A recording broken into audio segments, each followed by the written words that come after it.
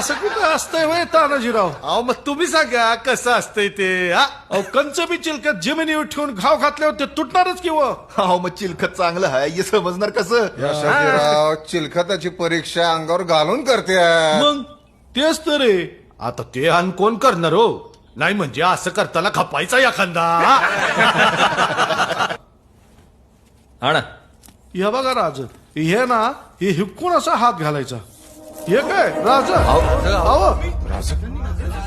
चला चला सील करा चला. अहो या चिलखताची परीक्षा घ्या. आता सगळ्यात जोमदार हात कोणाचा? तान्हाजीराव या बख्तराची परीक्षा घ्यायची आपल्याला. एक चांगला जोरदार वार काढ चला. नाही नाही राज, हे असलं बापाच्याने बी व्हायचं नाही. तान्हाजीराव आपल्याला चिलखताची परीक्षा घ्यायची आहे. वार काढा. तानाजीराव नाही राज. तान्हाजीराव आमची आज्ञा आहे. वार काढा नाहीतर आज्ञा मोडली हे मान्य करा.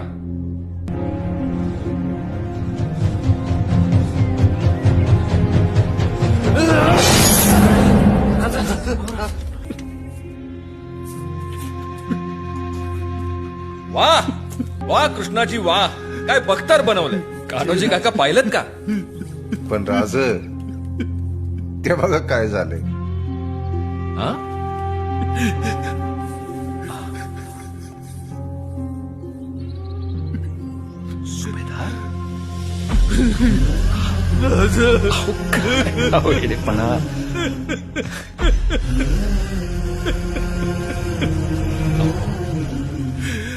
आमचा सह्याद्रीचा सिंह असा रडायला लागला तर आम्ही कोणाकडे पाहायचं?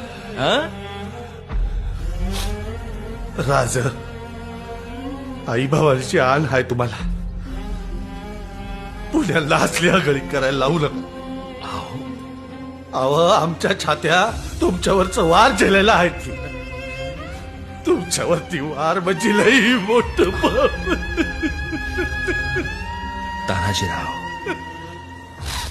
तान्हाजीराव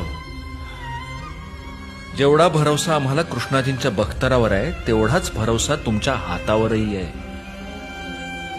बख्तर आम्हाला वाचवेलच, पण आमच्या तान्हाजीरावांचा हात आम्हाला अपाय करणार नाही हे ठाऊक होतं आम्हाला. अहो आम्ही उगीच म्हणतो का? तान्हाजीरावांबरोबर असलं की किल्ल्याच्या बुरुजात सुरक्षित असल्यागत वाटतं. राज